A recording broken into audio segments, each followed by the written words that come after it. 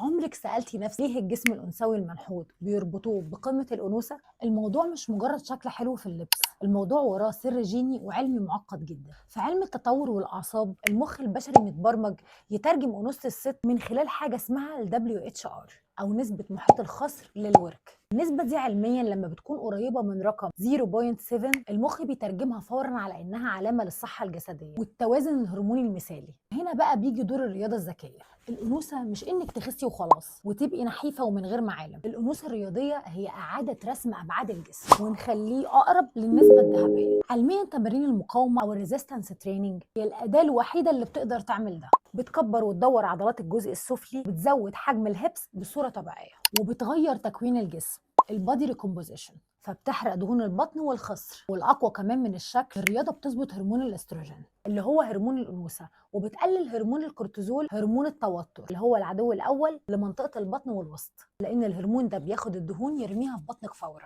انت مش بتغيري مقاس لبسك، انت بتفعلي هرمونات الانوثه وبتوصلي لاعلى مستويات الراحه والثقه النفسيه، وده اللي بينعكس على مشيتك وحضورك. الانوثه قوه، والقوه بتبدا من تكوين جسمك.